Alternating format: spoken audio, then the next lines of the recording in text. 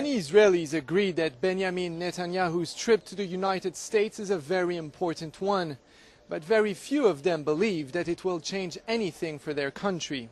His passport will probably be stamped, but I told you already before, I wish there should be something new in the world. This is so old. Hello, I'm Stephen Cohen in London, and these are the top stories in Al Jazeera. The US President and Israeli Prime Minister Benjamin Netanyahu have held talks in Washington.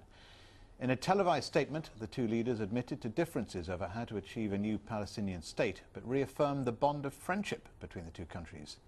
Barack Obama is due to address the annual conference of America's largest Jewish lobby later on Sunday. It'll be the first time addressing the group since taking office. His speech to AIPAC comes just days after Israel's Prime Minister publicly rejected Obama's proposals on the Middle East peace process. But I said to Prime Minister Netanyahu, I believe that the current situation in the Middle East does not allow for procrastination. I also believe that real friends talk openly and honestly with one another.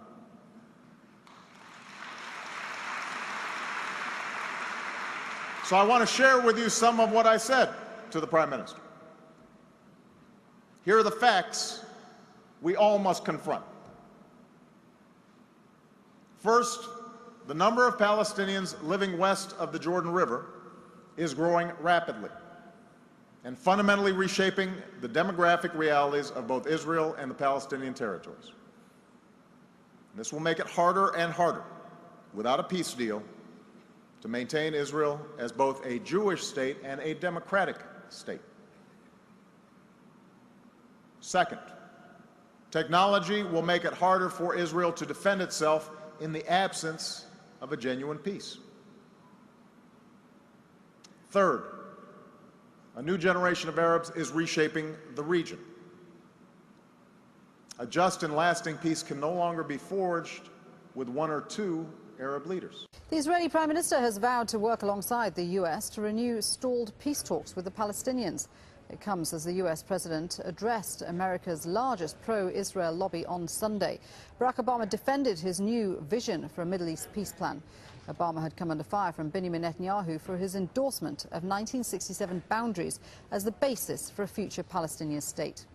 According to Israeli authorities, their prime minister's trip to the U.S. is a historic moment, not just for Israel and the Palestinians, but for the entire Middle East.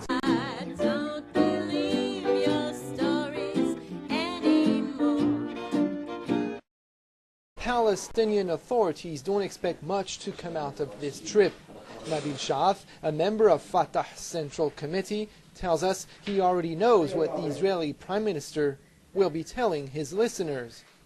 He will say, we Israelis we're ready to make very painful concessions once the Palestinians do this and this and this and this. What are these painful concessions? We never get to know. Palestinians on the streets of this West Bank city say that Netanyahu does not want peace, and they don't expect U.S. President Obama to do much about it.